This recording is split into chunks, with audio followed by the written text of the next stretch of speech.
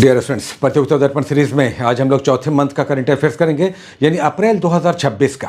और इसमें current affairs होगा 2 महीने पीछे का, यानी फरवरी 2026 का। चलिए स्टार्ट लेते हैं। मेरा मानना है कि इस खंड से यानी इस मंथ से कम 2 क्वेश्चंस एग्जामिनेशन में आपको दिखाई देंगे। इस उम्मीद के साथ स्टार्ट लेंगे सबसे पहले स्पोर्ट्स से, खेल से। अंडर 19 वर्ल्ड कप हुआ। Under 19 world cup cricket 50 over का हुआ जिम्बाब्वे और नामीबिया की संयुक्त मेजबानी में। इसे भारत ने जीत लिया। भारत ने किसे हराया? भारत ने इंग्लैंड को हराकर इसे जीता, जिसमें मैन ऑफ द मैच और मैन ऑफ द सीरीज दोनों वैभव सूर्यवंशी हुए। याद रखिएगा, जिम्बाब्वे और नामीबिया के संयुक्त मेजबानी में अंडर 19 वर्ल्ड कप क्रिकेट हुआ, जिसमें भारत ने इंग्लैंड को हराया और Vaibhav Suryavanshi man of the match, final के और पूरे टूर्नामेंट के मैन ऑफ द सीरीज हुए। अच्छा, वीमेंस प्रीमियर लीग जिसे WPL कहते हैं, इसे 2026 में फिर से बेंगलुरु की महिलाओं ने जीत लिया है। महिलाओं का IPL RCB बेंगलुरु ने जीता है दिल्ली कैपिटल्स की महिलाओं को हराकर। इसमें man of the final Smriti Mandhana हुई, जबकि मैन ऑफ द सीरीज, पूरे टूर्नामेंट की man of the series New Zealand की खिलाड़ी है सोफी डिवाइन। 25वां विंटर ओलंपिक्स इटली के मिलानो और कोर्टिना में हुआ, जिसमें फाइनल टैली में पदक तालिका में टॉप पर रहा नॉर्वे। भारत के भी 2 खिलाड़ियों ने रोइंग में भाग लिया था, लेकिन मेडल नहीं मिल पाया, जबकि अमेरिका 2nd पोजीशन पर रहा मेडल टैली में। इसका मोटो और इसका मैस्कट ये दोनों जान लीजिए। मोटो था इट्स योर वाइब, जबकि इसका मैस्कट था 2 नेवले, टीना एवं मिलो। विंटर ओलंपिक्स 25वां जो इटली में हुआ। अच्छा, टेनिस के 4 ग्रैंड स्लैम पे क्वेश्चन आता ही आता है। पिछली बार फ्रेंच ओपन पे आया था। टेनिस का ऑस्ट्रेलियन ओपन साल के एकदम शुरुआत में होता है। जनवरी-फरवरी में यह आयोजित हुआ और इसे मेंस कैटेगरी में कार्लोस अल्कारेज ने जीता, जो स्पेन के खिलाड़ी हैं, और उन्होंने हराया सर्बिया के नोवाक जोकोविक को। ये याद रखिएगा, हराया किसे? कार्लोस अल्कारेज जो स्पेन के हैं, उन्होंने इसे जीता और हराया सर्बिया के नोवाक जोकोविक को। जबकि महिला कैटेगरी में एलेना रायबेकिना जो कजाकिस्तान की हैं, उन्होंने आयरना सबालेंका को हराया। Australian open 2026। स्पोर्ट्स में बस इतना ही। चलिए राष्ट्रीय घटनाक्रम से उठाते हैं। राष्ट्रीय घटनाक्रम में मणिपुर में लंबे समय के बाद राष्ट्रपति शासन की समाप्ति हुई और पुराने मुख्यमंत्री बदल दिए गए हैं। तो नए मुख्यमंत्री और राज्यपाल को आपको जानना चाहिए। नए मुख्यमंत्री जो भारतीय जनता पार्टी के हैं, ये वाई खेमचंद सिंह हैं, जबकि राज्यपाल अजय भल्ला हैं। दिल्ली में छात्राओं के लिए, लड़कियों के लिए एक नई योजना आई है, लखपति बिटिया योजना। इसमें सभी ग्रेजुएट छात्राओं को जो दिल्ली के हैं, उन्हें 20,000 रुपए तक सालाना मिलेगा। एक छोटा सा क्वेश्चन, केरल का नाम बदल गया है, आप सभी जानते भी होंगे, केरल अब केरलम हो गया। अच्छा, आतंकवाद पर नई पॉलिसी और स्ट्रेटजी बनी है, जिसका नाम है प्रहार। अगर क्वेश्चन आ जाए प्रहार क्या है, तो आतंकवाद के विरोध में पॉलिसी और स्ट्रेटजी है प्रहार, जो आतंकवाद के विरुद्ध अंकुश लगाने में मदद करेगा। राष्ट्रपति भवन में एडविन ल्यूटियंस की जगह अब देश के पहले गवर्नर जनरल C राजगोपालाचारी की मूर्ति लगी है। हिंद महासागर नौसेना संगोष्ठी का 9वां सम्मेलन हुआ है, और यह हुआ है आंध्र प्रदेश के विशाखापट्टनम में। इंडियन ओशन नेवल सिंपोजियम, और यह फरवरी 2026 में संपन्न हुआ है। बांग्लादेश में फरवरी 2026 में आम चुनाव हुए, जिसमें BNP यानी बांग्लादेश नेशनलिस्ट पार्टी, जो पहले विपक्षी पार्टी थी, उसे सत्ता प्राप्त हुई और इसके तारिक रहमान नए प्रधानमंत्री बने, जो पूर्व प्रधानमंत्री बेगम खालिदा जिया के पुत्र हैं। जापान में आम चुनाव हुए, जिसके बाद नई प्रधानमंत्री, पहली बार महिला प्रधानमंत्री बने हैं सनाई तकाइची। नाम याद रखिएगा, क्योंकि एक साल हमें याद है, आज से 10-12 साल पहले जापान की राजकुमारी पर प्रश्न आया था। जापान की राजकुमारी का क्या नाम है? आइको, इको, केइको, इसी तरह का चॉइस था। नई प्रधानमंत्री सनाई तकाइची हैं। भारत और अरब लीग के बीच दूसरा सम्मेलन हुआ है नई दिल्ली में।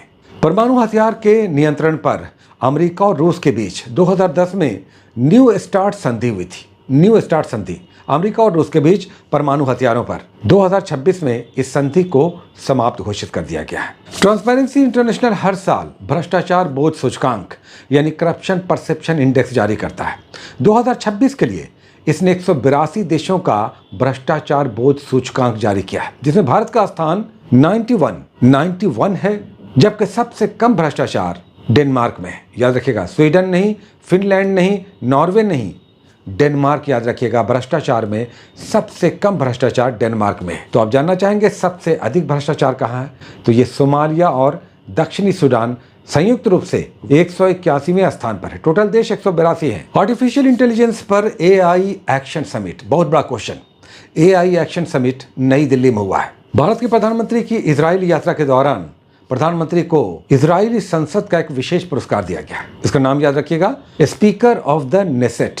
आप जानते होंगे कि इजरायली संसद को नेसेट कहते हैं। पिछले मंथ के मैगजीन में हम लोगों ने चर्चा किया था कि बेस ईयर मुद्रास्फीति का इन्फ्लेशन को नापने के लिए, उसके आकलन के लिए बेस ईयर आधार वर्ष चेंज हो गया। पहले 2012 था, अब 2024 हो गया। यहाँ पर आप देख सकते हैं इस 2024 के नए आधार वर्ष पर मुद्रास्फीति की जो गणना की गई, उसका भारांश, उसका भार, वेटेज कहां से कितना प्रतिशत लिया गया। साथ ही इस मुद्रास्फीति के इंडेक्स में, सूचकांक में पहले 299 वस्तुएं थी, अब 358 वस्तुएं और सेवाओं को इसमें शामिल किया जाता है, तब उसका इंडेक्स, उसका सूचकांक तैयार होता है। टोटल वस्तुएं और सेवाएं कितनी हैं? 358, आधार वर्ष 2024। पिछले मंथ में हम लोगों ने डिस्कस किया था कि 16वें वित्त आयोग ने अपनी सिफारिशें राष्ट्रपति को सौंप दी हैं। यहां पर आप देख सकते हैं कि केंद्रीय करों में राज्यों का हिस्सा 16वें वित्त आयोग ने एक मुश्त 41% निर्धारित किया। अब ये 41% जो राज्यों का हिस्सा निर्धारित होता है, उसका भारांश, वेटेज किस किस आधार पर लिया जाता है। यहाँ पर आप देख सकते हैं कि इनकम में, जनसंख्या में या पिछड़ेपन में क्या क्या आधार वर्ष होता है, उसी आधार पर राज्यों का हिस्सा तय होता है, चाहे वो उत्तर प्रदेश हो, सबसे बड़ा राज्य, या फिर सिक्किम या गोवा जैसे राज्य हो। भारत के पूर्व RBI governor Urjit Patel IMF में 3 वर्षों के लिए नए एग्जीक्यूटिव डायरेक्टर नियुक्त हुए हैं इंटरनेशनल मॉनेटरी फंड में। आपदाओं पर नेताजी सुभाष चंद्र बोस आपदा प्रबंधन पुरस्कार दिया जाता है। संस्थागत श्रेणी में और व्यक्तिगत श्रेणी में हर साल दिए जाते हैं ये पुरस्कार। इस बार संस्थागत श्रेणी में सिक्किम राज्य आपदा प्रबंधन प्राधिकरण को यह पुरस्कार दिया गया, याद रखिएगा। जबकि व्यक्तिगत श्रेणी में लेफ्टिनेंट कर्नल सीता अशोक शेल्के को यह पुरस्कार दिया गया है। संगीत के क्षेत्र का सबसे बड़ा अंतर्राष्ट्रीय पुरस्कार होता है ग्रैमी पुरस्कार। आपको जानकर ताज्जुब होगा, दलाई लामा को ग्रैमी पुरस्कार दिया गया। अब संगीत का पुरस्कार दलाई लामा को दिया गया, थोड़ा अजीब लगता है। आइए समझते हैं। दलाई लामा को उनके उपदेश, उनके प्रीचिंग को, यानी उनके ऑडियो एल्बम को नरेशन और स्टोरी टेलिंग श्रेणी में यह पुरस्कार दिया गया। उनके album meditation the reflections of his holiness के लिए दिया गया। उनके ऑडियो एल्बम का नाम है meditations the reflections of the holiness.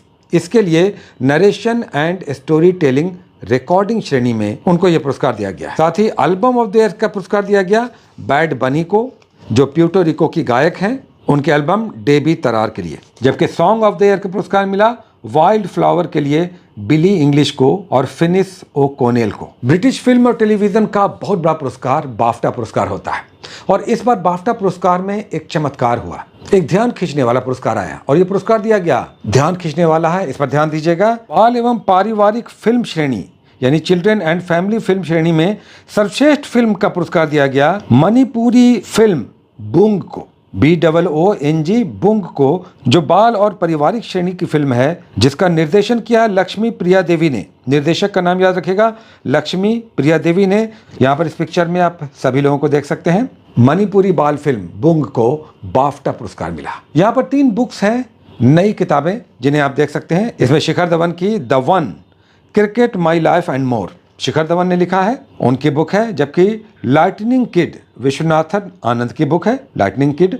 Ruskin bond का भी याद रखिएगा, the ghost of Indian small towns. Organic food यानी जैविक उत्पादों पर जर्मनी में बायोफेच 2026 आयोजित हुआ। ये खास क्यों था? क्योंकि इस प्रदर्शनी में भारत को कंट्री ऑफ ऑनर का दर्जा दिया गया था, यानी फोकस कंट्री कौन था? भारत था। तो ये था अप्रैल मंथ का 2026 का प्रतियोगिता दर्पण का कुछ करंट अफेयर्स। सारे करंट अफेयर्स को ज्यादा नोट करने की आवश्यकता नहीं है, चूंकि समय कम है। केवल सुन लीजिए, 2-4 बार सुन लीजिएगा, याद रहेगा। बहुत सारी शुभकामनाएं, all the best, take care.